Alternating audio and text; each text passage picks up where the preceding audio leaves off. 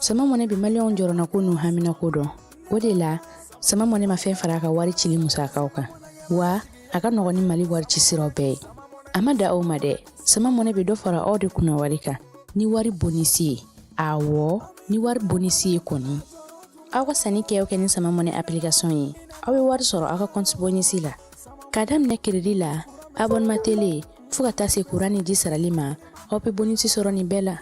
naka bonisi buguna doron aw bɛ se k'a yɛlɛma aw ka sama mɔne kɔnti la ka sanni wɛrɛ kɛ n'a ye walima ka taa wari jɛ bɔ an ka lasigiden dɔ fɛ yen aw ye mɔnɛbɔw yɛrɛ la a k'a si filɛ sisan ni sama mɔne application téléchargeli ye Play Store walima App Store kan ka sɔrɔ k'aw tɔgɔ sɛbɛn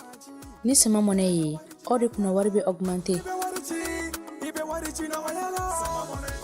sama mɔne i yɛrɛ ta awɔ i yɛrɛ ta ni i yɛrɛ ta ye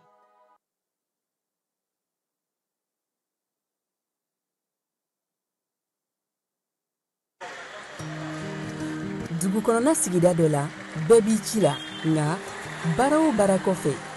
laɲini dɔ bɛ yen laɲini min bɛ kɔlɔsili walima bololabila ko fɔ fatu filɛ nin ye a bɛ baara kɛ BTP de la a ye baara kura dɔ boloda k'a sɔrɔ a ma ko fɔ EDM mɔgɔw ye o nana ni mun ye kuranfili dɔ tigɛra sigida kelen bɛɛ bilala dibi la fatu ta ye bololatigɛ dan ye wa a damaja mɔgɔ si la nin ye mamadu ye taxibolila don k'a to mɔbiliboli la a ye kuran poto dɔ gosi k'a kari a ma boli wa a ye EDMSA ka centre d'appel wele a ka nin kɛwale ɲuman in b'a to ka sara wɛrɛ tɛna bɔ a la mamadu ye fasoden ɲuman ye wa a jan bɛ bɛɛ ka lakana la nka bɛɛ tɛ nin hakilina ɲuman in sɔrɔ isa filɛ nin ye a bi ka kɛ komi a bi baara dɔ la k'a sɔrɔ a bɛ ka kofere électrique fil de bɔ ka t'u feere kuranko la fɛn bɛ jate kan ka minɛ an kana kɛ fatu ni isa ɲɔgɔn ye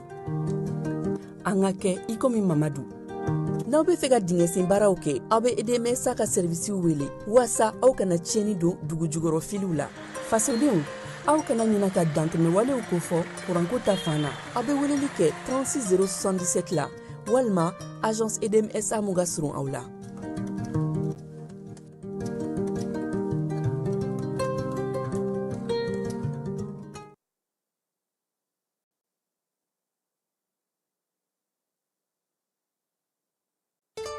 Cakɛda mun sigilen bɛ adamaden tɔgɔ la kunnafoniya ni lakanali kama Mali la n'a bɛ f'a ma ko autorité de protection des données à caractère personnel APDP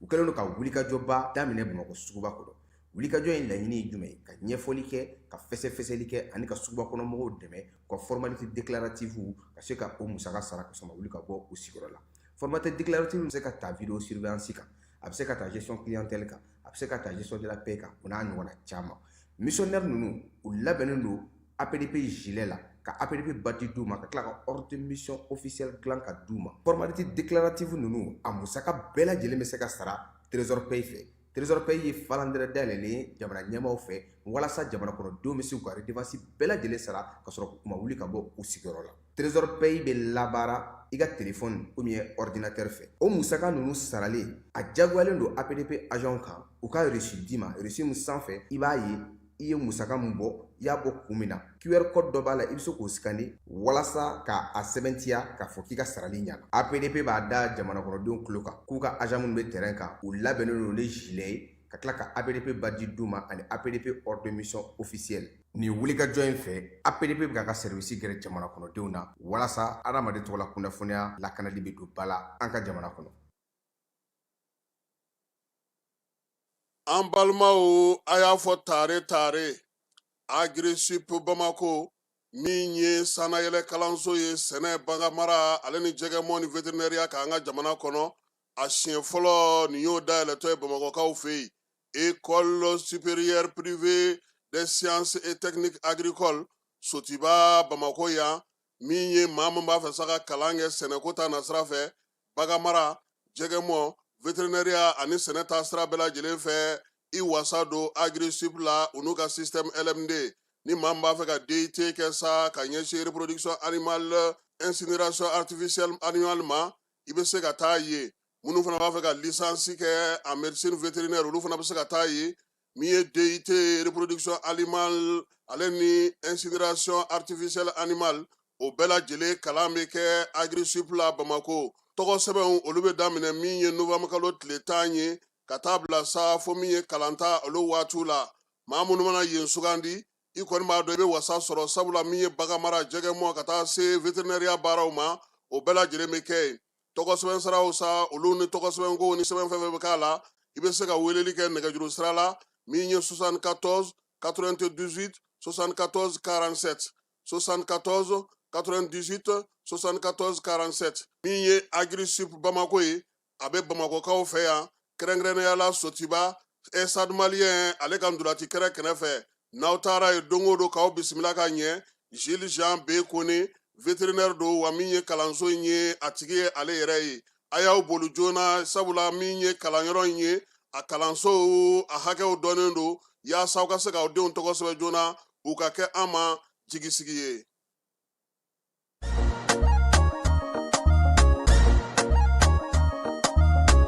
Aw bisimila hôtel Lafiya la n'i ko hôtel Lafiya wulikajɔw bolodalen don walasa aw bɛ se ka lafiya sɔrɔ cogo min na ani hakilisigi aw ka séjour la anw fɛ Mopti yan kɛrɛnkɛrɛnnenya la Mopti Sevare ka kɛ ni kurantigɛtigɛ ye min ye hôtel Lafiya Sevare ale ye wulikajɔw boloda ka se ka min ye awa fɛɛrɛ kɛrɛnkɛrɛnnen dɔw ta walasa aw bɛ se ka lafiya sɔrɔ cogo min na aw ka séjour la hôtel kɔnɔna na n'o ye ka panneau solaire installé min ye kurantigɛtigɛ o degun aw kana o ye séjour la l'hôtel yɛrɛ kɔnɔna na réservation ka kɛ kabi sisan min b'a to aw bɛ se k'aw ka séjour kɛ k'a sɔrɔ tɔɔrɔ tɛ aw kan degun tɛ aw kan hôtel Lafiya. Hôtel Lafiya ale filɛ nin Sevare Bangetaba yanni ka se aéroport sirafara ma station laban i kiniboloya fan fɛ i bɛ jigin o kare fɛ mètre 200 bɔɲango Hôtel Lafiya ale cokolen bɛ i kiniboloya fan fɛ i bɛ se ka weleli kɛ nɛgɛjuru siraw fɛ 21 42 14 11 76 01 01 98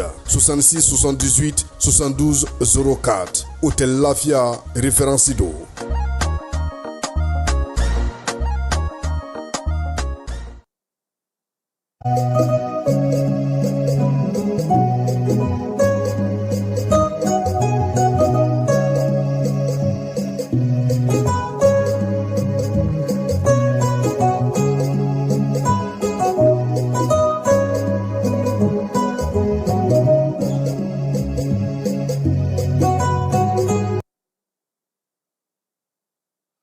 An filɛbaaw ni an lamɛnbaaw k'aw bɛɛ lajɛlen fo k'aw bɛɛ lajɛlen waleɲuman dɔn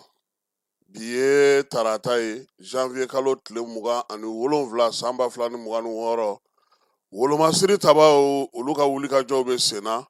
Mali ni a lamini jamanaw olu ko bɛ cogo di o wulikajɔ hukumu kɔnɔna na min ye général de division Umaru Baru Jara ye n'o ye Baru kɛlɛtigi ye ale ye laseli dɔ kɛ Mali arajo soba sanfɛ an ye kunkurunin dɔ sɔrɔ la a bɛna ɲɛfɔli k'an ye maa minnu tun bɛ yen sa ni mɔbili minnu sanna n'a bɛ fɔ o ma blendew ani maramafɛn wɛrɛw sanni hukumu kɔnɔna na sa ko ka san 10 kaso ko ka olu bila o la kiiri tigilamaw y'o fɔ kunun nka min ye sulandonbaw ye n'o ye maa ninnu kɔkɔrɔdonbaw olu ko ka kiiri ɲɔngiri tile 2 yaasa u bɛ se ka t'u labɛn cogo min fala ye taji ko énergie kɔnɔna na ko min ye jura dɔw ye k'u tun b'a fɛ ka énergie ɲɛ k'o jalaji la dɛ sabula wari mun saraliw ye a ŋanamu énergie maaw olu bɔra a ko kalama pool économique baara dira ale ma k'ale ka sɛgɛsɛgɛli kɛ chambre de commerce ka kalata nata fala ye a na kɛ fuguru bɔli ye daba da la han Bamako yan lisi kelen e ma o don i ma video ni ma passe tuguni yan o kumana u bɛnna ko ka lisi kɛ kelen ye u bɛɛ lajɛlen ye kelen Kayi fana o cogo don nka Kayi anw yɛlɛn k'an wakili don an yɛrɛ dɔgɔnin na fala ye Seydou Nourou Niang bɛɛ sɔnna ko kalo tile 8 k'u ka taga min ye fuguru bɔ daba da la Kayi kaw fana fɛ yen o baara nana cogo di bɛn ni kɛlɛya hukumu kɔnɔna na an n'an da don o fana na Sarabaka kasara o kɛra min ye faya kɔnɔna na a nana sira min fɛ an na o ɲɛfɔ Mali ni Chine sinimanbɔ fala ye an na karate dege Chinois tɔgɔ la filimu don ne sigira an fɛ yan Fala ye. Ogobanya n'o ye dɔngɔnɔw ka ɲɛnajɛba in ye fɛrɛkɛnɛ ye. Tako 11 na o sigira o baaraw daminɛna kɛrɛnkɛrɛnnenya la Bamakɔ yan nɔ. Farikolo ɲɛnajɛ Fala ye kɛlɛ de bɛ janw t'a kalama. Kabi fédération cira kulu tilara 2 ye Fala ye. Minnu b'a fɛ fédération ka tɛmɛ n'a ka sɛbɛnkɔrɔ ye ani minnu bɛ fɛ k'a bɛɛ ci k'a yɛrɛkɛ k'a sigi senkura kelen kan o kumaw de bɛ sen na. Minisiriso min bɛ ko in kunna Fala ye olu ko nin waati na olu tɛ se ka u ta n'u bila fɔ FIFA ale kan ka sɛbɛn min bɔ k'o di n'o ye kuntilenna ye baara kan ka kɛ n'o ye k'olu sigilen don k'o de kɔnɔ. Nka Mali kɔni kɔnɔ yan jama fanba ko k'a bɛɛ ci k'a tila kura ye. Sɛbɛn minnu bɛ yen farikolo ɲɛnajɛ kɛbaaw ni minnu ka baara ye farikolo ɲɛnajɛ ye a fan bɛɛ lajɛlen ko k'a falen ko ka yɛlɛma don a ko la o kumaw de kɔni bɛ dugu kɔnɔ bi n'Ala sɔnna a ma minisiri yɛrɛ kan ka kunnafoni di kɛ bi nɛgɛ kanɲɛ 16 n'o ye fɔma ye yɔrɔ a danna don nin kuma in kɔni na o nin ye an donkan ye sɔgɔmada in na.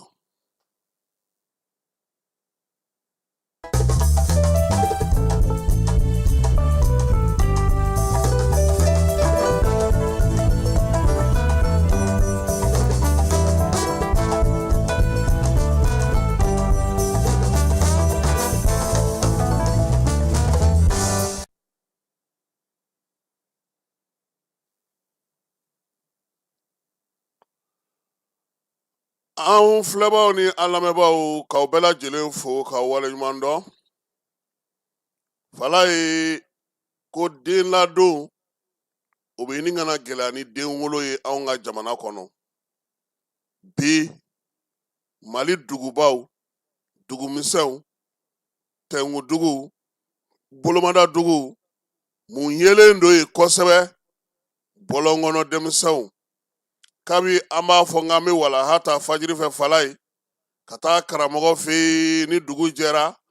ni walaha seli kɛra ka ban an na nbalan ta ka jigin kare kɔnɔ ka taa an dahirimɛ ɲini o nana yɛlɛma bi ka kɛ ko wɛrɛ ye an bolo. Dugubaw, dugumisɛnw, tɛnkudugu ni bolomada dugu bɛɛ lajɛlen kɔnɔna na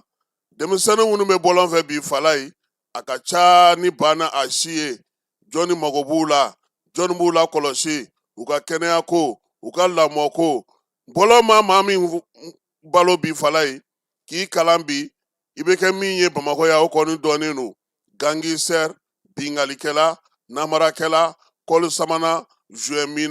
min ye ko kuntan sugu bɛɛ lajɛlen o dugu jɛr'i ye. Sabula duguba in kɔnɔ yan Fala ye a tɛ si la bi i k'i bolo da maaden kan a ti ko anw denmisɛnnama Segu i cilen kɛnɛma Fala ye n'i kun nan'o fɔ sokɔnɔna na i ta filani cɛ tigɛ. Maaw mana dɔn k'a fɔ k'i dimina k'i cira i bɛ gosi, i cira i fununa i bɛ gosi, min ye i kɔrɔkɛ kamanin sɔrɔ o b'i gosi, i ba b'i gosi, i fa b'i gosi. Fala ye nin bɛɛ lajɛlen lamɔ sira fɛ an y'a ye k'a fɔ min ye baara ye a gɛlɛyara kosɛbɛ an ka jamana kɔnɔna na. Nin waati laban ninnu na mun nana an sɔrɔ ko démocratie nana ni mun ye denw olu kɛra sotigi ye, denw sariyaw dir'olu olu ma, denw parlement bɛ olu bolo. An yɛrɛ b'an sigi tuma caman min ye denmisɛnw ye ka t'u lamɛn u hakilinaw u miirinaw u ka bilasiraliw ka jɔyɔrɔw d'u ma ka tila ka don sigi u tɔgɔ la. Nka nin bɛɛ n'a ta bi mun de bɛ yen denmisɛnninw mun bɛ ka k'u ye, mun ye bɔlɔnkɔnɔna caya bi, mun ye dɔrɔgutala caya bi, mun ye bingalikɛla caya bi, musaka minnu bɛ di, wari minnu bɛ di, fɛɛrɛ minnu sigilen don sen kan ko ka denmisɛnninw ladon mun bɛ ka kɛ n'a ye Fala ye. Bɔ Bamakɔ dɔrɔn i ka taa Dabanaani na, i ka taa Arayida n'a Lamini na, min ye wasabilenkɔrɔ n'o ye Assemblée nationale ye Bagadajikaw fɛ yen, misiriba n'a Lamini Fala ye. I bɛ denmisɛnninw de ye yɔli la su ani tile u bɛ si kare kɔnɔ u bɛ tile kare kɔnɔ u bɛ balo kare kɔnɔ. Mun b'u bolo ni dɔrɔgu tɛ, mun b'u bolo ni bingali tɛ, mun b'u bolo ni muru tɛ, mun b'u bolo ka maaw la kɔlɔsi ka bɔsin tigila k'o bolo da. Fala ye an dun fɛ yan jɛkuluw sigilen baarakɛyɔrɔw sigilen min ye diɲɛ seleke naani bolofaraw sigilen ko denmisɛnw ka lakɔlɔsi ko denmisɛnw ka ladon ko denmisɛnw ka tɔbɔtɔ. Nka Fala ye n'i taara kɛnɛw bɛɛ lajɛlen kan i bɛ taa sɔrɔ u yɛrɛ denw don han. Kolon in jɛlen pariko ɲuman bɛɛ lajɛlen u yɛrɛ taw ye. Musokɔrɔbatigiw denw don Fala ye. Naani buwadenw tɛ wele ye. Kare kɔnɔ denmisɛnnin tɛ wele a kɛnɛ kan. Denmisɛnw tɔgɔla kɛnɛ bɛ sigi, denmisɛnw tɔgɔla kuma bɛ sigi, denmisɛnw tɔgɔla nafolo bɛ na, denmisɛnw tɔgɔla ko bɛ fɔ. nka bɛɛ lajɛlen bɛ kɛ ka nin denmisɛnnin ninnu to bɔlɔn fɛ fala ye maa kelen kelen jɔn kunnandi i n'a fɔ samu social maaw olu minnu bɛ s'u ma fala ye u tɛ se ka dan u se nka bi fɛɛrɛ kan ka tigɛ sabula n'an ko dɔrɔgu n'an ko dulɔ n'an ko ko kuntan bɛɛ lajɛlen a ju don yɔrɔ ye nin yɔrɔ ninnu ye koyi fala ye sɔgɔma n'i munumununa n'i ye daba naani lajɛ ka arayida lajɛ fo ka geribu yɛrɛ sɔnni nɛgɛ bɔ maaw la bi sabula denmisɛnnin tila bɛɛ lajɛlen bɛ taa don dɔrɔgu la faw ni baw kɛɲɛna maa minnu na somɔgɔw kɛɲɛna maa minnu na bɔlɔn tɛ se ka maa minnu ladon sabula bi bɔlɔn ladon ma nɔgɔn ni ala ye ci ye k'i bolo da maa den ka bamakɔya fala ye a bɛ k'i ɲɛna ko denko dɔrɔn tɛ i kunna jalen o ye bamakɔ kasɔrɔma kɛlen k'i kunbɛn ye nɔn tɛ u b'i bila ka taa fo fan wɛrɛ fɛ fala ye o don ko an terikɛ burama min ye milieu logement kɔnɔna na ale ye den ci fala ye den bannen ale ma tɛgɛ ɲɛ k'o la wa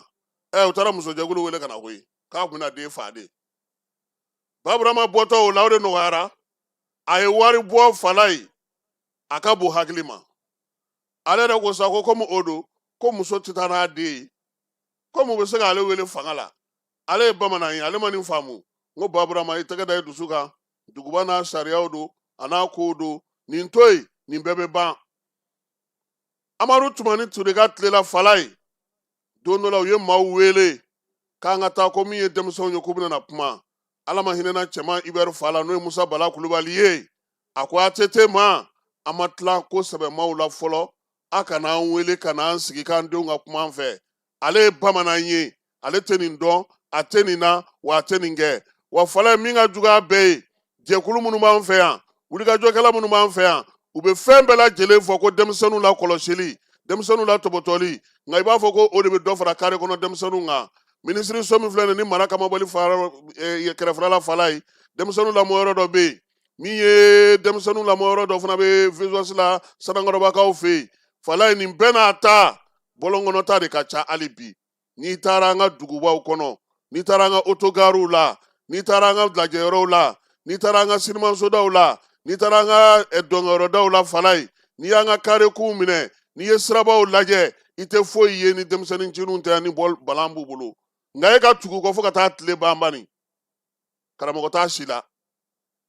a bɛɛ bɛ k'a k'a yɛrɛ ye a sera sa jamana ka fɛɛrɛ tigɛ sabula an ye mun lakɔlɔsi o ye k'a fɔ san o san ninnu tɔgɔladonw bɛ sigi san o san a fɔ ko ninnu wa fala ye o sen tɛ a bana ni bana y'a denmisɛnnin min sɔrɔ wa min ye kulusijalalabanaw min ye fantanya juguya ye min ye denmisɛnnin ninnu fana talen don ka bila dɔw fana fɛ baara la fala ye maa dɔw fana b'u tɔnɔnabɔ filani minnu bɛ bi bamakɔ yɛrɛ kɔnɔ n'i bɛ ka filani ɲini fo n'ala farali kan dɛ n tɛ i bɛ fɛn bɛɛ bɛ bɛn fo filani nin bɛɛ lajɛlen fɛɛrɛw sigilen don ko ka nin lakɔlɔsi nka anw ka jamana kɔnɔ a bɛ cogo di bi denmisɛnw ka siniɲɛsigi ye mun ye minnu nalen don ko ka denmisɛnw ka kow sigi sen kan u bɛ ka mun baara kɛ mun de bilalen don sen kan k'aw ka se ka baara kɛ ka ɲɛ baɲumankɛtɔnw ko cogo di fala ye n'an tora tan anw ye min ye kunun ni kunna sini an ka yaala sen fɛ ni nin denmisɛnnin ninnu tora ta fala ye kɛrɛnkɛrɛnnenya la arayida daba naani asanbile kɔrɔ n'a lamini ka taa se misiriba fanfɛla ma fala ye yen de ɲɔ ɲɛlen don a la kosɛbɛ wa denmisɛnnin tila bɛɛ lajɛlen ye dɔrɔgutala ye nin y'an ka kado ye ka di minisiri min bɛ muso du ani denbaya kunna fala ye k'a ka wuli ka jɔ kɛ a ka nin ko in sɛgɛsɛgɛ bolofara minnu b'a bolo ani baarakɛyɔrɔ minnu b'a bolo jɛkulu minnu fana b'an fɛ yan k'u nana diɲɛ seleke naani tɔgɔla fala ye k'u ka wuli ka nin ko ninnu jateminɛ dɛ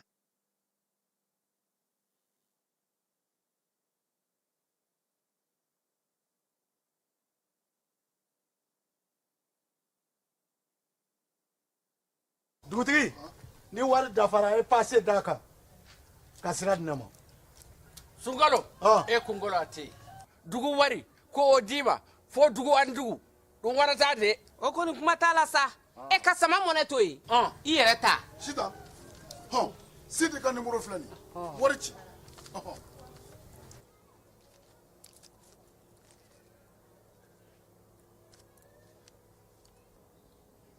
wari sera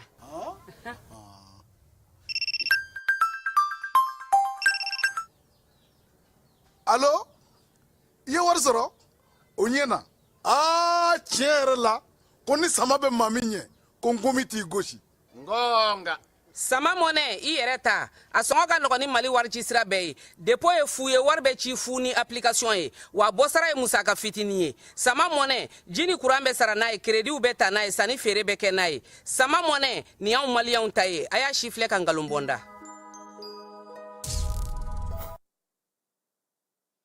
wolomasiri tabaw ka dagatigi n'o ye général division Umaru Baro Jara n'o ye baro kɛlɛtigi ye ko k'a da bɛɛ lajɛlen tulo ka armée ka wuli ka jɔ nin kalo in tile 20 ni pankuru ye a kɛra sababa ye tilegan dere waati Bamaɲɔgɔn ka wale kabaw tun bɛ k'u fara fara ɲɔgɔn kan kɛrɛnkɛrɛnnenya la Sunsan n'o ye Joyila marabolo ye ale ni Zantigilakaw olu ka tilebiyan fan fɛ armée ye wuli ka jɔ kɛ ni pankuru ye Bamaɲɔgɔn kɛba maa 100 o de fara o yɔrɔ in na minɛn minnu bɛ k'olu bɛɛ lajɛlen halaki baro kɛlɛtigi ko sa k'a b'a da dugudenw tulo kan u k'u hakilila tigɛ armée ka wuli ka jɔ n'a ka cɛsiriw maaw n'u bolominɛw la kɔlɔsili o bɛna sigi sen ka jamana fantan 4 bɛɛ fɛ baara min bɛ sen na bi bɛɛ lajɛlen k'a dɔn k'a fɔ ko sɔrɔdasiw olu ka timinandiya n'u ka wuli ka jɔ ni min ma fara a ka foyi tɛna bɔ a la jamana a ye danaya min da u kan o n'a se ka se fɔ a dan na armée ale ka san 65 hukumu kɔnɔna na baro sigi kɛra Mali télévision soba la ka ɲɛfɔli kɛ wolomasiri tabaw bɛ baara min na bi a ko bɛ cogo di an n'a lamini jamana 3 olu faralen no ɲɔgɔn kan bi o kɛlen ka kɛlɛ in a nɔgɔya kosɛbɛ an n'olu jamanaw ni ɲɔgɔn cɛ n'o ye AES jamanaw ye nka o kɛrɛfɛ degun bɛ baara la dɔɔni o la sa Umaru Baro Jara ni ale yɛrɛ ye wolomasiri tabaw ka dagatigi ye ale ye dakuruɲɛ damadɔ min sɔrɔ radio Mali la an ka jɛ an ka o filɛ fala ye. An bɛ ka jugu minnu kɛlɛ u y'u ka kɛlɛkɛbolo yɛlɛma o bɛ faamu cogoya min na parce que gɛlɛya de b'u kan u caman bur'u la caman fagara u la sisan u t'u ɲɛsin a ma sisan donc u bɛ mun kɛla u tun bɛ min de bila sira la min b'olu bɛ yɛlɛ u bɛ mɔgɔ faga surasiw o civils o an sera ka dan siri o la filanan ye mun u bɛ mugujugu bila sira kɛrɛfɛla la n'i bɛ tɛmɛ u b'o fɛn an ye fu siri o la o tɛ mɔgɔ sɔrɔ a la sisan tuguni u nana drone ninnu bɛ lajɛli kɛ u nana la an sera ka fu siri o la donc après u nana drone modèle sugu 2 ye drone dɔw bɛ yen drone kamikaze u bɛ bombe siri mun na ka bila batiment la fu sɔrɔ o la ani drone mun bɛ yen drone à fibre optique olu bɛɛ u mana na ni fɛn fɛn ani ka attaque coordonnée ninnu kɛ samiya tɛmɛnen u y'a se k'o kɛ a bɛɛ sera ka déjouer maintenant laban mun tur'u bolo sisan o ye ka taa bin mɔgɔw kan jatigɛwale ka taa bin mɔgɔw kan k'u ka baganw minɛ u la ani ka taa jagoya ka taa mɔgɔ jagoya k'u ka tugu kɔ ou bien ka taa jagoya ou bien ka taa bin musow kan o fɛn ninnu n'i ye jatigɛwale mɔgɔ ye o niveau la déjà i kan ka faamu k'a fɔ ko a dɛsɛra de parce que n'a b'a fanga la tuma min na a tɛ nin kɛ o parce que an bɛɛ ka laɲini ye pour que jamanadenw ka tugu an kɔ mais n'i ye jatigɛwale mɔgɔ ye ka se fo nin niveau la ka taa mɔgɔ ka citerne jeni ka taa mɔgɔ ka usine jeni a mun tɛ faso yɛrɛ ta ye c'est que a sera a dan de la a b'o fɛn ninnu kɛ général i ka kuma b'a jira k'a fɔ o waleyaw ye o ye yɛrɛ ɲini waleyaw de wala k'u yɛrɛ ɲini yɛrɛ ɲini waleyaw de don k'a yira k'a fɔ u bɛ yen hali bi sinon bi bi in na caman b'u la sinon n'u b'u fanga la u tɛ nin kɛ n'u b'u fanga la u tɛ nin kɛ donc ne b'a fɔ armée malienne an ka kɛlɛbolo ka ɲi an ma seko yira dama ni fɛn bɛɛ kɛ pour que vraiment jamanadenw bɛ se ka lafiya cogoya min na hali citerne ko caman bɔr'o la u tun y'o daminɛ bi bi in na citerne bɛ na an y'u gosi yɔrɔw la u bɛ yɔrɔ bila n'u nana ni fɛn fɛn ye an bɛ baara kɛ ka fu siri o la quoi donc bi bi in na ne bɛ se k'a fɔ an ka kɛlɛkɛbolo ka ɲi an bɛ dɔ fara a kan hali bi pour que voilà hali n'u nana ni fɛn wɛrɛ ou bien yan'u ka na ni fɛn wɛrɛ an b'o kunbɛn quoi. ayiwa général Jara i ko bi bi in na an ka kɛlɛkɛbolo ka ɲi ayiwa i ka cɛdenw u galabu bɛ cogo di ani u hakili bɛ cogo di kɛlɛ in na. bi bi in na kɛlɛkɛdenw hakili ka ɲi bi bi in na n'i y'a jateminɛ fɛn fɛn bɛ ka kɛ u bɛ ka fɛn fɛn kɛ u bɛ ka boli o terroriste bɛ ka boli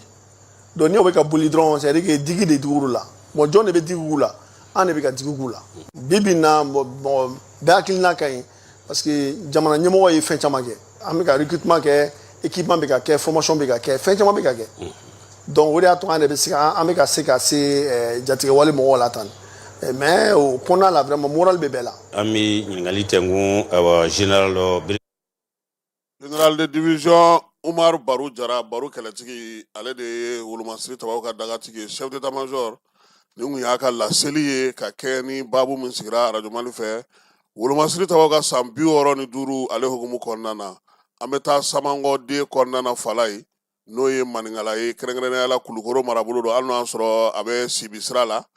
kunungo kun ye diɲɛ seleke naani douanelakaw olu tɔgɔla dɔ ye Fala ye o la sa Mali douanelakaw ma to kɔ Samankɔden min ye ministre min bɛ sɔrɔ ko kunna an ka jamana kɔnɔ Aluseni Sanu ale tun bɛ ko ɲɛmaaya tun bɛ ale bolo inspecteur général de douane min ye Sɛgɛna Amala Jalo ye douane directeur général ba Fala ye ale yɛrɛ tun bɛ yen ka taa se Lamini Kapori Sanogo ma n'o ye Kulukoro gouverneur ye ani Mama Falo ni jura minnu b'an ka jamana kɔnɔna na yan nɔ baara in sa kɛkun kɛra min ye ɲinan ta bolomafara baara minnu kɛra san tɛmɛnen kɔnɔ ka hakili jagabɔ kɛ o la kuma dakun kun sigilen don min kan douane min n'o bɛ sigida la kɔlɔsi caman hakili sigi ani wulikajɔ ni cɛsiri hukumu kɔnɔna na min ye baabu sigira o ko in kan k'a daminɛ sɔgɔma sa fo lazara tile waati ɲinan ko douanelakaw ka wulikajɔ san 2026 kɔnɔ sefa wari miliyari 976 k'u bɛna o de ɲini sabula ko salongo min ye miliyari 915 o sera ka sɔrɔ Nfamara ale tun bɛ Samankɔdenkaw fɛ yen an ka jɛ k'a lajɛ a ye min sɔrɔ. Janvier kalo tile 26 ye douaniers tɔgɔla donba ye diɲɛ kurukara kɔnɔ ka fara diɲɛmaa kan an ka jamana douaniers ye nin donba in laɲɛnamaya k'a kɛ yɔrɔ ye douane ye baaraba mun kɛ san tɛmɛnenw kɔnɔ musakako yiriwali sira fɛ fo ka taa se baara minnu b'u bolo don nataw la k'o ɲɛfɔ diɲɛmaa ye nin donba in laɲɛnamayali ɲɛmaya kun bɛ an ka jamana sɔrɔ ko minisiri bolo Aluseni Sanu. An ka 2026 san 2026 in ta a fɔra ko ka tasibila kɛ ka taa douane a ka kɔlɔsili ani a ka engagement pour que a bɛ sigida mun na ka adamadenw kɔlɔsi u ka kɛnɛya ko n'u ka ko bɛɛ lajɛlen kɔlɔsi donc an ka san 2026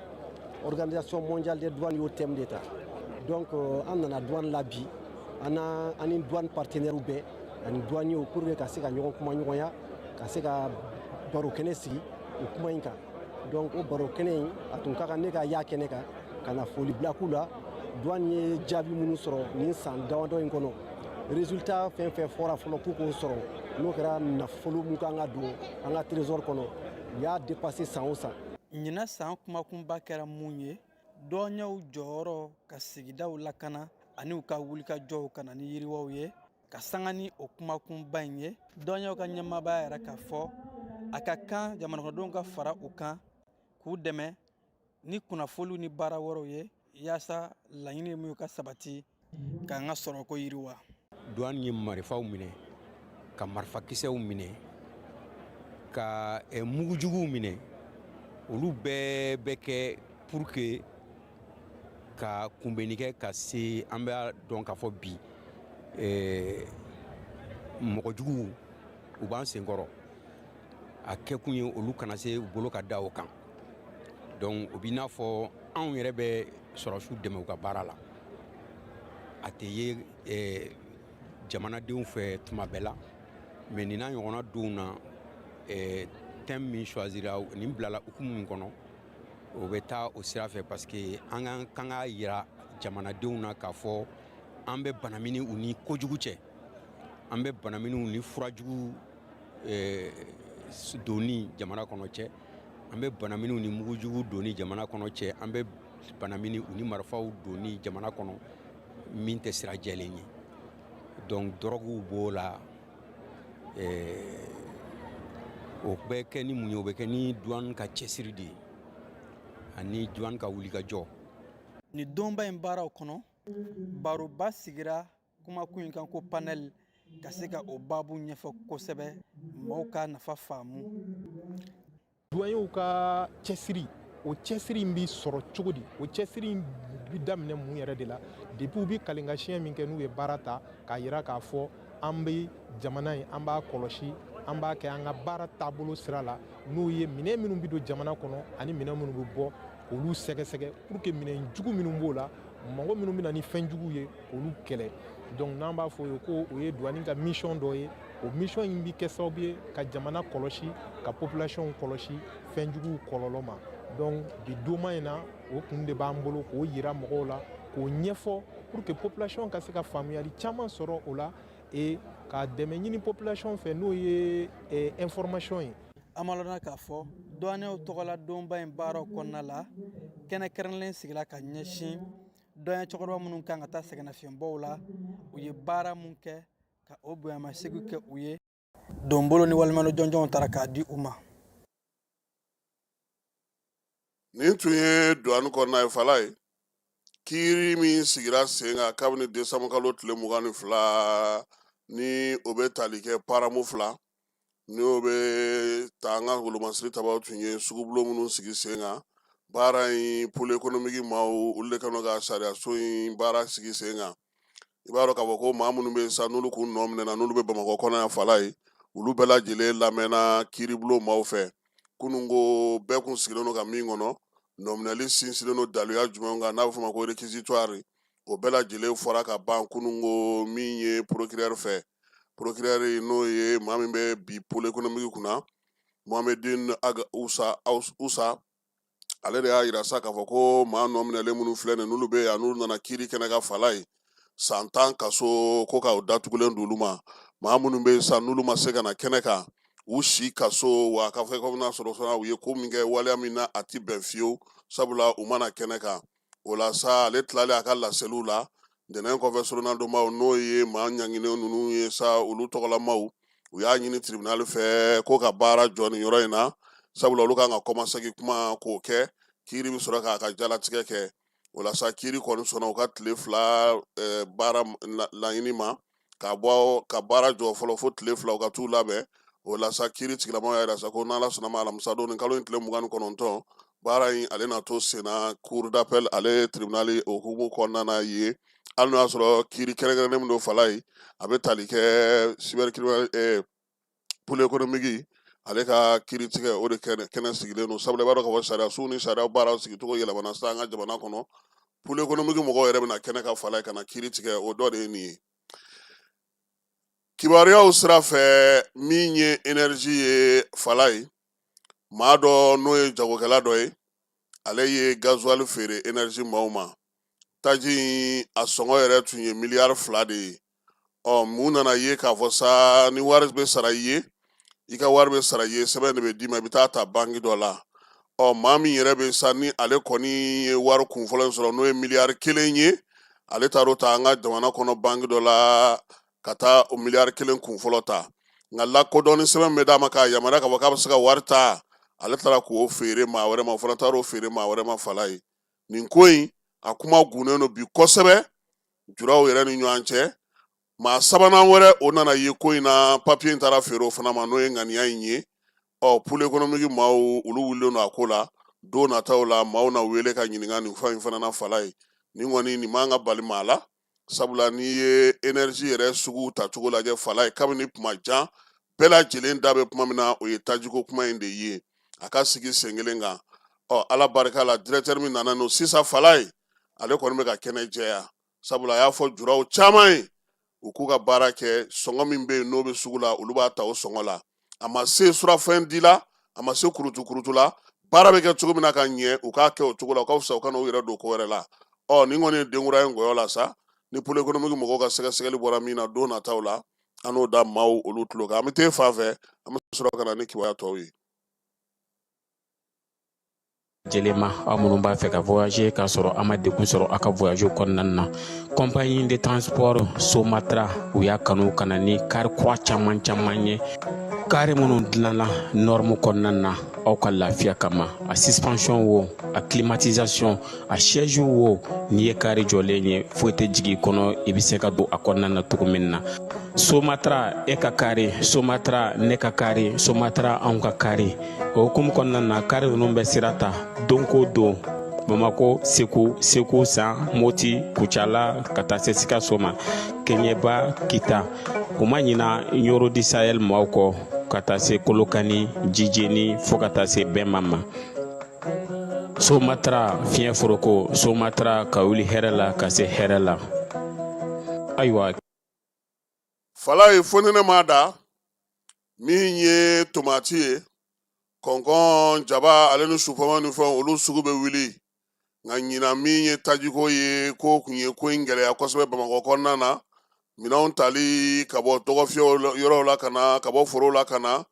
bi sugu caman kɔnɔna na musow y'a yira sa k'a fɔ ko fini feerefɛn ninnu kɔni fala ye u sɔngɔ bɛ ka yɛlɛ musow dun ko olu mana taa sugu la u delilen don sɔngɔ kɔrɔ min na a ko ka t'o la na fɛn feerela ninnu fana ko olu b'a sɔrɔ tɔrɔlen min na a bɔr'o la koyi a tali ka na ka bɔ sugu kɔnɔnaw ka bɔ foro kɔnɔnaw la ka na sugu kɔnɔ bi ko gɛlɛyalen don kosɛbɛ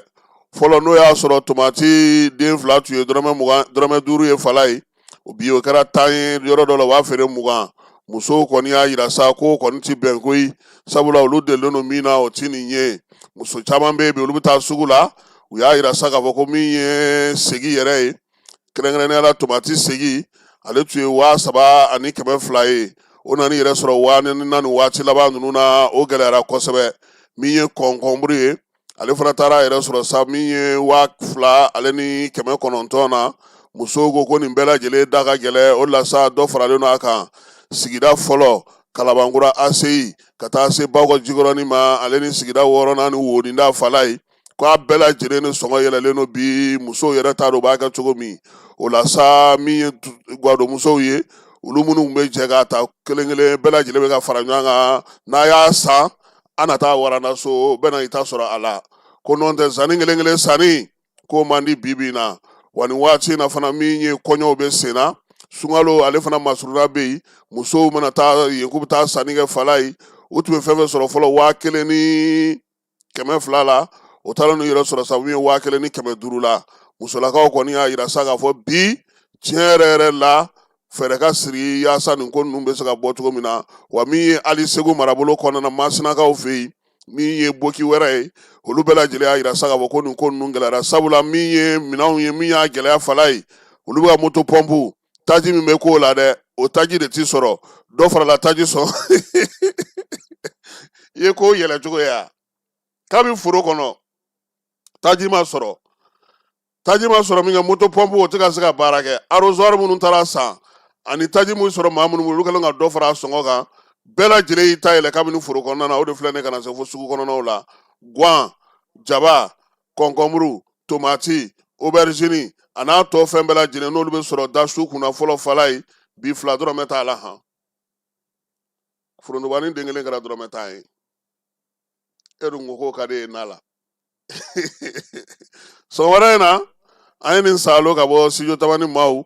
olu ka laseli sira fɛ bankasikaw bɛ labɛn na fala ye ka sa wɛrɛ samiya nata k'o baaraw labɛn min ye kalacɛw ye ka forow k'olu furan k'o ban pewu dɔw yɛrɛ kɛlen don ka fɛɛrɛ dɔ sigi sen kan sa ɲɛgɛn dingɛ bɔgɔ k'o bɔ k'o da u ka binw sanfɛ yaasa samiya ma se a baara tali ka nɔgɔya binjugu minnu bɛ yen ale ni kɛrɛfɛla minnu bɛ yen olu bɛɛ lajɛlen tigɛli olu y'o baaraw daminɛ ko sabula fala ye kalo 1 min natɔ filɛ nin n'o ye sunkalo ye baara tɛna na se ka kɛ koyi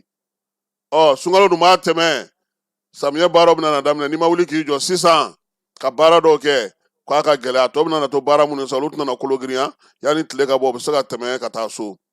hukumu kelen fana kɔnɔna na min ye tomiyankaw fɛ yen u ye musow ka coopérative sɛnɛkɛ musow ka coopérative 50 maaw olu fara ɲɔgɔn kan sa k'olu dege min ye nɔgɔ ale dilan cogo la farafin nɔgɔ yaasa u bɛ se k'o dilan cogo min na u yɛrɛ ye muso ninnu nana ka bɔ Yaso Sanukuyi o bɛɛ lajɛlen Tomiya marabolo commune kɔnɔna ye min ye nɔgɔ ye sa ale bɛ dilan ni mun ye o ye baganw olu bo ye ka taa se bugurijɛ ma furabulujala minnu bɛ yen ale ni binw k'olu fara ɲɔgɔn kan ni ji a bɛ dilan n'o de ye bɛɛ lajɛlen bɛ se ka o dilan fala ye Karitasi ale de ko k'o kɛ Tomiyakaw fɛ yen yaasa baara in u ka se ka labɛn kɛ kabini sisan yani samiya ale ka don min ye mototigiw ye olu fana maa 30 n'o ye mécanicien ye olu fana ka kalan kun cɛra kuncalakaw fɛ yen a b'a fɔ min ma ko TVS n'o ye moto belebeleba in ye tile 3 sa o dilan cogo a sogolo cogo ɲɔgɔn kan ani telimani bɛɛ lajɛlen fala ye u y'olu bɛɛ lajɛlen ɲɛ yira u la tile 3 baara in kɔnɔna na sa min ye mécanicien ye u yɛrɛ yira sa k'a fɔ k'u ye fɛn caman faamuya sabula même pièce minnu bɛ yen bi n'olu moto n'o sɔrɔ ka gɛlɛn olu bɛ se ka kɛ cogo min na fɛɛrɛ sigira o bɛɛ lajɛlen kan k'o ɲɛf'u ye min ye nin maa kɔni ye sa olu y'a yira sa k'a fɔ ko kalansen in tile 3 in a fisayara nka a kun ka d'u ye kosɛbɛ u ka to ka na nin kɛ tuma caman yaasa min ye bolimafɛn ninnu ye u bɛ se k'u matarafa cogo min na Bamako Kulukoro ale ni Kati Fala ye dugukolo ko k'a mɔnɔbɔ k'a kɛ kelen ye yaasa i ka dugukolo sɔrɔ bi k'i k'i ɲɛsin titre foncier ma minisiriso bɛ dugukolo ko kunna sa ale taara lajɛ kɛ Kulukorokaw fɛ yen o ko senfɛ e ko min ye titre foncier ta yɔrɔ kelen u b'a fɛ a jabala ka kɛ Kulukoro ye Bamakɔ ni Kulukoro ni Kati tɔgɔla han o kuma minnu sigira sen kan sa yɛlɛmaba minnu bɛ bi n'o ye dugukolo ko minisiriso ka hakilinaw ye u y'a yira sa k'a fɔ ko minisiri yɛrɛ ka chef de cabinet ale taara ka taa ɲɛfɔli kɛ ni maa ninnu ye kɛrɛnkɛrɛnnenya la u bɛ se cogo min na k'u bolo di ɲɔgɔn ma guichet unique min kan ka sigi baara bɛ se ka k'o kɔnɔna cogo min na mɔgɔ bɛ se ka titre foncier sɔrɔ cogo min Kulukoro Kati ani Bamako olu ka se ka sigi ɲɔgɔn kan sabula olu de taara fɔlɔ san 2025 san 2026 kɔnɔna na gouvernement fɛ ko n'olu ta sera ka kɛ ka ɲɛ a na mɔnɔbɔ jamana fan wɛrɛw olu fɛ Fala ye ko fiɲɛ ale ni sumaya o bɔnnen no bi Gawo dɛ k'an bɛɛ kɛlen don ka taa an ka yuguyugu finiw san anw minnu ye fɛn duguw na anw ye bɔli dabila kɛnɛma pewu Fala ye tile ɲɛ ka suma wa min ye nɛɛma o bɛ da su ani tile min ye température ye ale kɔni jiginnen don kosɛbɛ bi o la sa bɛɛ lajɛlen y'i don fini fanen han an bɛ fugulaw don fini kalama an bolo ɲini k'o don walima an bɛ an se fini bɛ don an yɛrɛ la ka sɔrɔ ka bɔ kɛnɛma k'a kɔni nɛnɛ in ka jugu kosɛbɛ kɛrɛnkɛrɛnnenya Gawo kelen tɛ tumutu fana b'o o dabolo kelen na nin waati na Fala ye min ye tumutukaw ye an b'u fo k'u waleɲuman dɔn Kayikaw ye gouverneur kura sɔrɔ Fala ye gouverneur kura ye Kurubokɔrɔla juma tɛmɛnen min ye gouverneur yɛrɛ fɛ n'o ye général de brigade Musa Sumare baarakɛla fɛn fɛn bɛ marabolo tɔgɔ la Kayikaw fɛ a bɛɛ lajɛlen tun bɛ kɛnɛ kan min ye yɔrɔ kɔrɔ ye sa ko o dɔgɔyara kosɛbɛ Kayikaw la o la sa u ye nin de sigi sen kan baara kan ka k'a kɔnɔ cogo min na u y'o bɛɛ lajɛlen dantigɛ Fala ye ko min ye nin yɔrɔ dɔ in yɛrɛ danfaraba ye panneau solaire de bɛ su ni tile ne yɛrɛ bolo maa n'i bɛ so jɔ sisan panneau solaire fara i ka devis kan i k'a jɔ siɲɛ kelen i ka lafiya maa minnu tun bɛ ni kurun dafirila ni olu ye dire ale marabolo kɔnɔna na n'o ye pinasi ye donbolokɛriw ye ko ye Fala ye 100 ani 20 o taara ka di u ma juma tɛmɛnen min ye maa 37 ye minnu tora kurun bin senfɛ a waleya ale kɔni kɛra kɛrɛnkɛrɛnnenya sa gide ale yɛrɛ préfet fɛ min ye développement social ɲɛmaa min bɛ yen a kɛra olu bɛɛ lajɛlen ɲɛna dire ka olu fɛ yen minisiri min bɛ sifin ka ko kunna n'o ye Abdul Kasim Fɔnba ye Fala ye ale ni APDP n'o ɲɛmaa ye professeur Mamudu Samaseku ye olu y'u bolo da sɛbɛnna Fala ye bolona sɛbɛnna in kɛkun ye sa u bɛ se ka baara kɛ ɲɔgɔn fɛ cogo min kɛnɛ ka ɲi sa bɛnkan sɛbɛn in ale lawaleyali hukumu kɔnɔna na farikolo ɲɛnajɛ minisiri ale ka bolofaraw tun bɛ yen a fɔ ma sa ko brigade min ye esi denmisɛnninkɔrɔw ye pionnew scoutiw bolofara fɛn fɛn bɛ farikolo ɲɛnajɛ kɔnɔna na n'a fédération olu bɛɛ lajɛlen ka maa tun bɛ yen minisiriso yɛrɛ baarakɛlaw ani baarakɛyɔrɔ minnu faralen don minisiriso kan ani cabinet maaw u bɛɛ lajɛlen nana kɛnɛ kɔnɔna na sabula baara in kɛra u yɛrɛ ka minisiriso la tɛgɛnɔbila in ale kɛkun ye mun ye bi maaw tɔgɔla bugunatigɛ sɛbɛn fɛn fɛn bɛ ni maa ninnu bolo Fala ye u k'u hakili to o la sifinw a ɲininen n'olu fɛ sa i bɛ fɛn o fɛn bila ka taga bɔlɔlɔ sanfɛ i k'i miiri k'i taasi yanni k'a bila APDP maaw y'a yira sa k'a fɔ ko nin bɛna dɔ fara olu ka wulikajɔ n'u ka cɛsiri kan sabula sifinnakaw donnen min filɛ nin olu ka gun kɔnɔ nin ye o ye baara belebeleba ye min ye professeur Mamudu Samaseku ye a ye minisiri fo nin miirina ɲuman in na k'a ɲini u fɛ sa k'u fana k'u jija maa b'u kɛrɛfɛ u k'a yir'u la k'a fɔ maaw tɔgɔla bugunatigɛ sɛbɛnw baara bɛ se ka kɛ n'a ye cogo min farikolo ɲɛnajɛkɛlaw k'a ɲini olu fana fɛ fɛɛrɛ ni dabali ka sigi sen kan yaasa min ye nin bɛnkan min sɔrɔlen filɛ nin ye a lawaleyali bɛ se ka nɔgɔya cogo min na minisiri ale ye sinsin min kan o ye k'a fɔ bɛnkan in olu na u jɔ u jɔyɔrɔ la a ko la APDP fana ka kalansen boloda yaasa cogoya min na u bɛ se ka ko in tɔ bɛɛ lajɛlen faamuya a y'a ɲini sifinw fɛ sa k'u k'u hakili to u yɛrɛ la Fala ye n'i ma ɲɛ k'i bɛ fɛn sɛbɛn k'i k'a dɔn ko VAR bɛ yen han minisiri ko ten ko VAR bɛ yen u y'a yira sa k'a fɔ min ye ɲɛmaaw ye kalan na kɛ olu kunna don nataw la yaasa APDP yɛrɛ bɛ sɔn mun ma a tɛ sɔn mun ma baara bɛ se ka kɛ n'a ye cogo di bɔlɔlɔ sira fɛ fo ka taa se cyber espace kɔnɔna na o bɛɛ lajɛlen bɛ se ka sigi sen kelen kan cogo min na Fala ye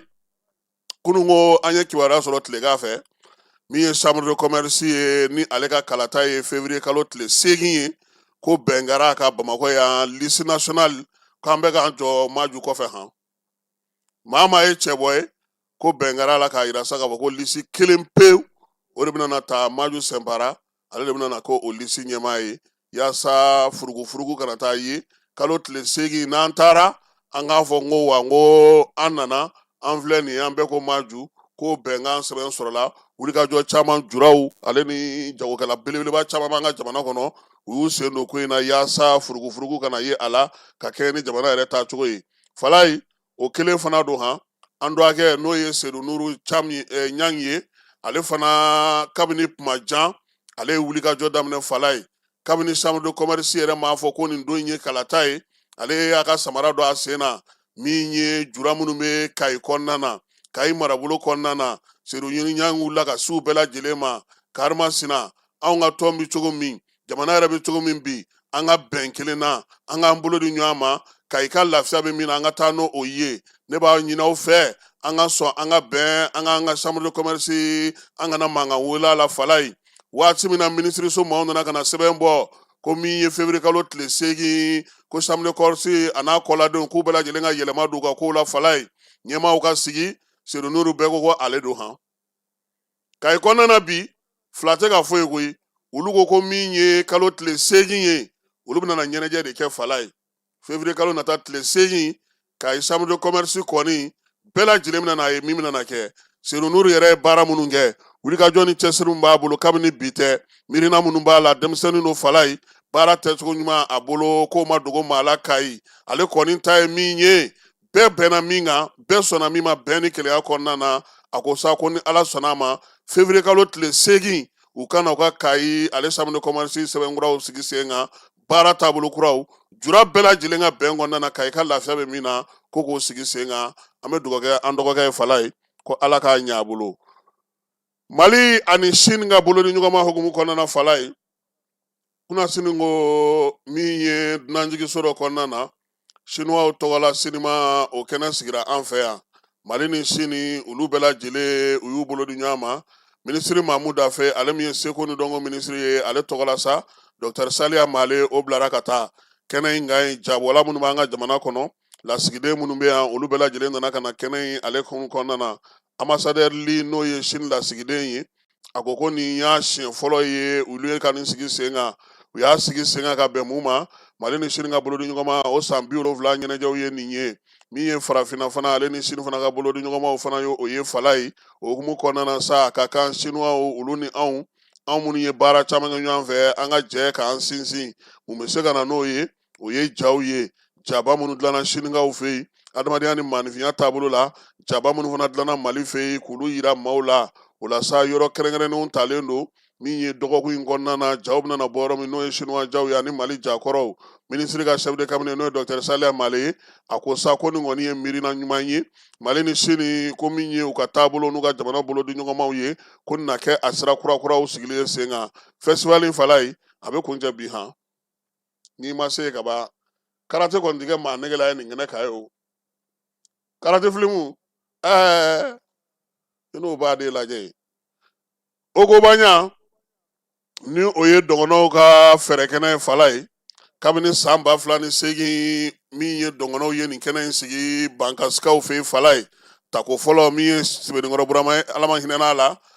Amadu Tumani Ture ala ma hinɛ la ale de y'ale bila ka taa o y'a sɔrɔ IBK assemblée président ye Falaye festival in siɲɛ fɔlɔ kɛra bankasikaw fɛ yen so o dugu kɔnɔna na k'a ta o la sa fo sisan min ye dɔgɔnɔw ye u bɛ diɲɛ fan 14 bɛɛ lajɛlen fɛ u y'u wasa don nin fɛɛrɛ kɛnɛ in na koyi tako 11 na u nana n'o sigi Bamakɔ danganda la yan ka kɛ ni ko n'a cogoya ye ko min ye kuma ɲɔgɔnya ye hakilina jagabɔ ani k'i fasa ja kaki jamana bɛ se ka taa ɲɛ cogo min yiriwali kuntalajan hukumu kɔnɔna na ɲinanta sigilen don kan ministre Mahmou Daffé ale kɛnɛ ɲɛnɛmayali baaraw kɛ Falaye a kɛrɛfɛ sa min ye an ka jamanakuntigi kɔrɔ n'o ye professeur Jɔnkuna Tarawele ale tun bɛ yen ministre kɔrɔw caman tun bɛ yen min ye magistrat ni juge baw olu fana caman tun bɛ yen anw yɛrɛ kunnafonidilaw fana tun bɛ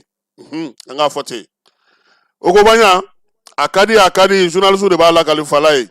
min ye yɔrɔ in ye sa n'o ye plan de cinquantenaire ye e ko o ma kɛ dɔngɔnɔw ka jabala ye Bamakɔ kɔnɔ yan wa min ye ogobanya ye dɔngɔnɔw fɛn fɛn bɛ jamana in kɔnɔ siya fɛn fɛn bɛ yan fala ye dɔngɔnɔw ye wele bila a bɛɛ ma u ka jɛ ka na nin tako 11 na ɲɛnamayali baaraw kɛ ɲɔgɔn fɛ ɲinan u kɛlen don ka siya min wele kɛrɛnkɛrɛnnenya la o ye bozow ye ayiwa Dirisa Mamɛdi ka taa jɛgɛ minɛ ye dɛ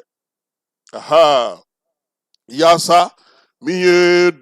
bozow ye fala ye olu ka taabolo n'u ka tabiyaw n'u ka kow kɛcogo bɛɛ lajɛlen bɛ se ka dɔn cogo min na Mamu Dafe ko n'o y'a sɔrɔ salon ko kɛra seko ni dɔnko san ye Général d'Armée Asimi fɛ ko baaraw ma ban dɛ ko halisa ko min ye seko ni dɔnko ye ko Mali ni tuloma don wa a tɛ se ka bi cogoya si la o la sa min ye seko ni dɔnko san kɔni ye a y'a to seko ni dɔnko ka don ba la an ka jamana kɔnɔ maaw k'a dɔn k'a fɔ min yɛrɛ yɛrɛ don Mamu Dafe ko sa ko min ye yɛrɛma hɔrɔnya bɛn ni kelenya cɛfɔ ni kamɛ ni yiriwali kuntalajan k'o tɛ taa fiyewu min ye seko ni dɔnko tɛ nun tapili ni ale ye Cour suprême président kɔrɔ ye fala ye Jina Dogo ɲɛmaya bɛ ale de bolo bi a ye bɛɛ lajɛlen fo i tɔgɔ ni jamu na i seli kɛnɛ kan ka bonyamasegin kɛ dɔngɔnɔw ni Mali siyaw bɛɛ lajɛlen ye ɲɔgɔn sɔrɔ kɛnɛ min filɛ nin ye a ko ɲɛnajɛ kɛnɛ don ale b'a ɲini bɛɛ lajɛlen fɛ i seko ni damayira la i ka danbew n'i ka tabiyaw kɔnɔna na i ka na i n'u ka ɲɛnajɛ kɛ ko sabula min ye jamanakuntigi ye ale ye kuntilenna min fɔ o kuntilenna kelen olu bɛ ka baara kɛ n'o de ye minisiri Mamu Dafe ka sɔrɔ k'a fɔ sa k'a ye kɛnɛ labila bɛɛ lajɛlen ye min ye ogobanya tako 11 na ye ko a baara bɛ se ka daminɛ cogo min fala ye dɔgɔkun kelen don han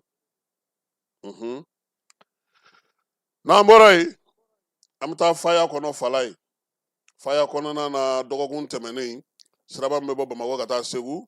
min ye mata mobili dɔ ye sa min ye mobili dɔ ye sa n'o ye Berlin ye ale kɔni taara don citerne jeninen dɔ de la fala ye maa 3 o de fatura ko in senfɛ citerne yɛrɛ kɔni jeninen tun bɛ kɛrɛ dayɔrɔ de fɛ ale kɔni ye sira de bila sawo maa 3 sara min ye maa caman olu joginna Anazɛri ale wuli ka jɔ kɛ a ko nɔgɔnin fɛ min ye minangolo fɛn fɛn b'a sira kan n'o jeninen bɛ yen ka se ka t'olu tali daminɛ cogo min na yaasa sira ale bɛ se cogo min na ka lafiya maaw ka taa ni ka seginw bɛ se ka nɔgɔya an bɛ taa b'o la sa an bɛ taa fan fɛ an bɛ sɔrɔ ka na kɔkan kibaruyaw olu daminɛ.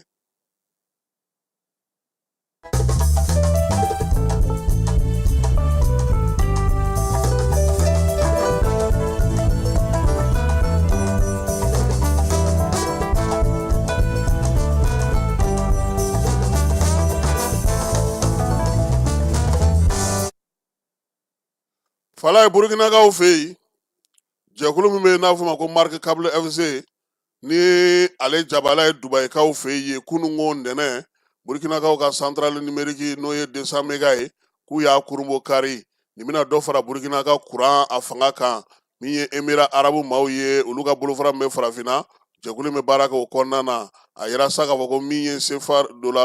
euro wari 180 baara in a bɛnna o de ma kalo 6 kɔnɔna na fala ye Burukina nin ye a kɛlen ka courant sɔrɔ courant min n'o ye 200 mégas ye n'o bɛna dɔ fara a ka courant ko kan sabula min ye jagokɛlaw ni baarakɛlaw ni bololamisɛnnikɛlaw ye bɛɛ lajɛlen mago bɛ courant na ko baara in k'a kɛra kalo 6 o de kɔnɔna na min ye Burukinakaw olu fɛ yen Senegali premier ministre n'o ye Ousmane Sonko ye ale taama daminɛ kununko Marokokaw fɛ yen taama in bɛ tali kɛ sa Maroko ale ni Senegali ka bolo di ɲɔgɔn ma o tako 15 hukumu kɔnɔna na n'u sugubulon min sigilen don o kɔma n'o y'a sɔrɔ bi Coupe d'Afrique tɛmɛnen kɔfɛ furugufurugu bɛ Maroc ni Senegali ni ɲɔgɔn cɛ a yira sa k'a fɔ ko sɔrɔko ta nasɔrɔ kɔni fɛ sa Senegali a jɔyɔrɔ ka bon kosɛbɛ Maroc ka sɔrɔ la sabula san 2024 san fala ye CFA wari miliyari 24 buruburu 7 Senegali a sera ka o de don min ye Maroc ale ye min sɔrɔ Senegali la o ye CFA wari miliyari 147 ye o b'a yira sa ko Marocaw kɔni ka sɔrɔ ka ca kosɛbɛ Senegalikaw olu fɛ yen